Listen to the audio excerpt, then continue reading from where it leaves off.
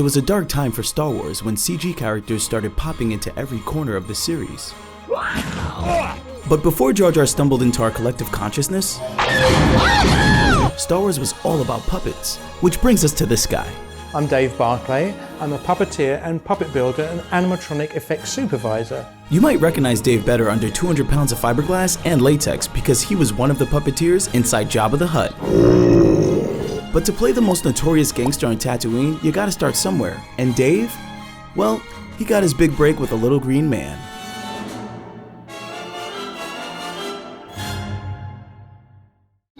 That is why you fail. Yoda was famously puppeteered by Frank Oz, the legend behind Cookie Monster and Grover.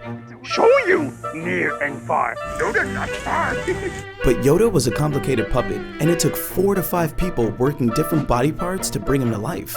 Dave's job was controlling Yoda's eyes and ears. There was a sequence when Yoda is prodding Mark with a stick, saying where he was, what he was doing, and I'm doing a little squint and subtle control on the eyes. Yep, right there, that's me doing the eyes there. Towards the end of the filming on Empire Strikes Back, Frank Oz was performing Yoda, and it became clear he had to move on to another film and he wasn't going to be available, so they needed someone to take over from Yoda, and Frank nominated me. I was 19 years old, so suddenly there I am with Yoda. Even at 19 years old, Dave's Yoda scenes blended perfectly with Frank Oz. That was Dave. Did you guys see that? Let's take one more look.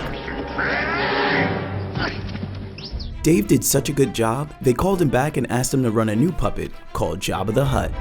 Jabba the Hutt was probably the most complicated and sophisticated animatronic puppet that anyone had ever tried to build, and it took 6 to 7 people to operate. Inside Jabba, it was very claustrophobic, very close. One person doing the left hand, the head movement and the tongue, another puppeteer doing the mechanical tail, another puppeteer doing the breathing on the air bladders. I did Jabba's right hand and I did his jaw, and then I provided the voice on stage. My voice doesn't make it to screen, but if you turned up on set, you'll hear this sort of voice. Where's my talk drive? As a child, there weren't really any movies that had puppeteers in them. There was a little bit here and there, but there were no solid characters like Yoda. And being part of the Yoda team, which really was the first performance animatronic in movies, was the start of this huge growth that lasted about 20 years.